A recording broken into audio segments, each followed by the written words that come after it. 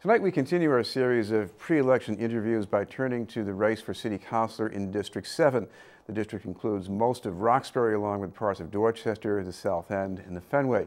Our guest is one of the challengers in the preliminary election on September 8th. We'd like to welcome Haywood Fennell. Thank you very much for being with us, Haywood. Hey, thanks for having me, Chris. You've been on our show more than once talking about Harlem Renaissance, but talk about some of the other things you've been doing in the community over the years. Well, I've been working with court reform for 17 years.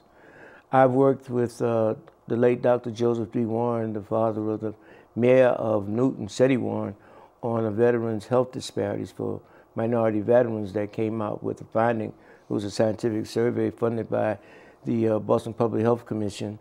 I serve as a member of the Blackstone Community Center Council, helping to create programming and bring in people from the community to use our facilities and to help our facilities.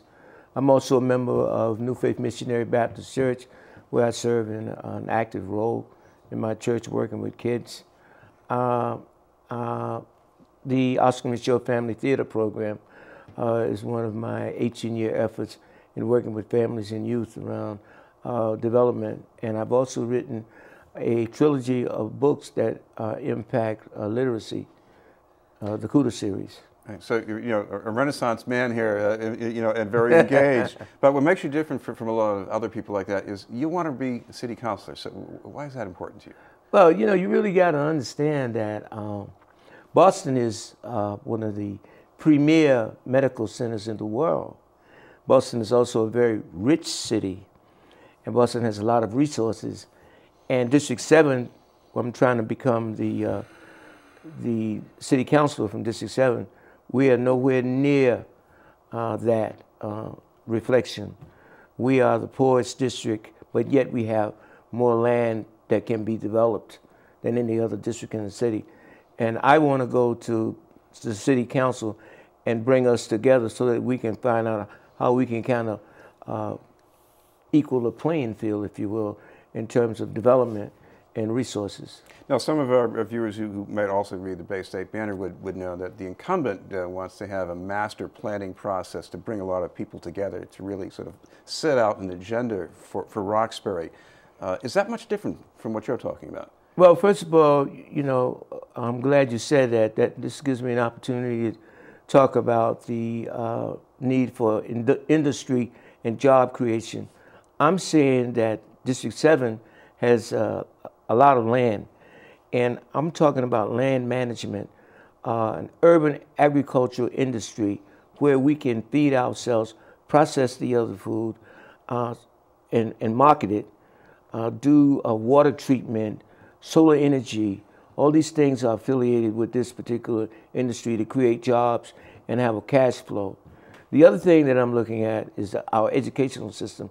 The Boston Public School system has failed our children. Our children are of color, are over 50% in the Boston Public School system. The teaching staff is only 21%.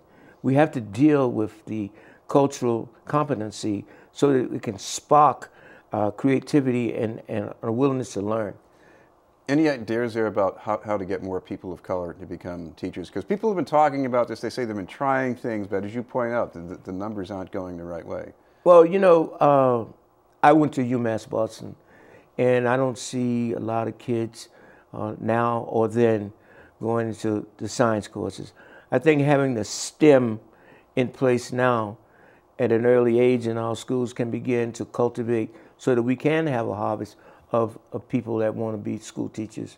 But right now, schools are not seen by our children as places of learning.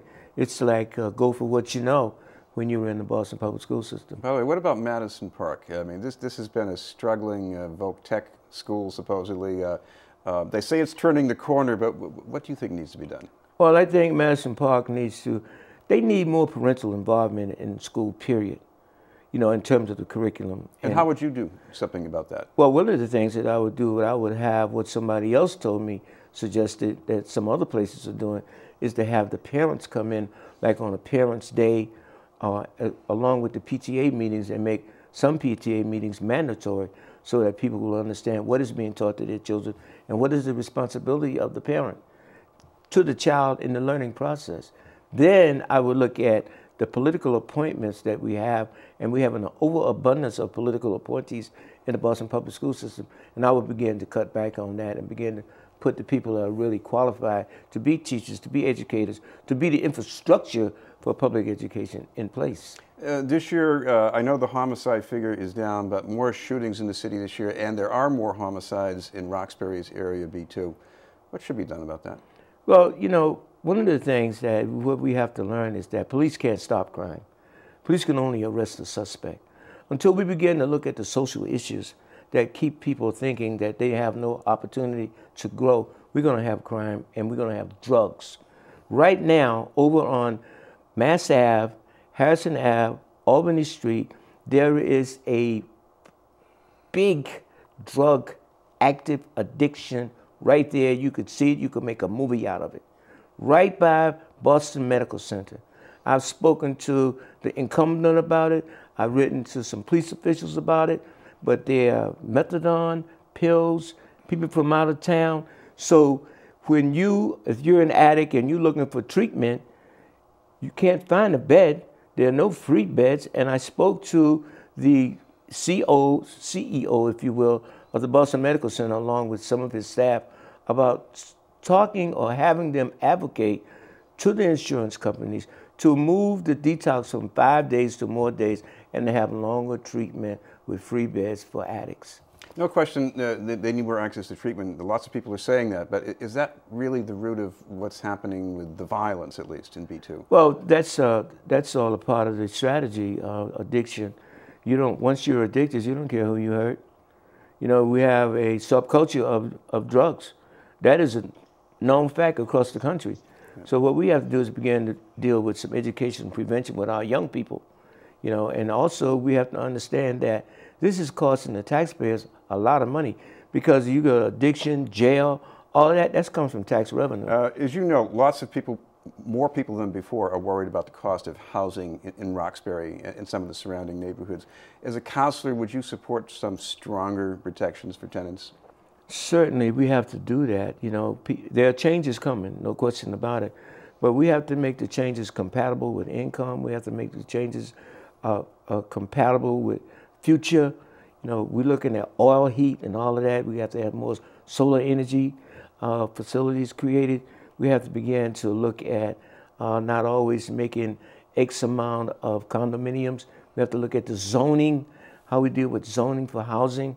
And we have to even look at moratoriums on CDC's building in the community because there's no matching cash flow entities there for people to have businesses. So that means that they don't have a tax base in which to pay for the various services that area is going to need. Thank you very much for being with us. Candidate for City Council in District 7, Haywood Fennell. Thank you. And again, the election's on September 8th. Up ahead, the report from Dorchester with Bill Forey.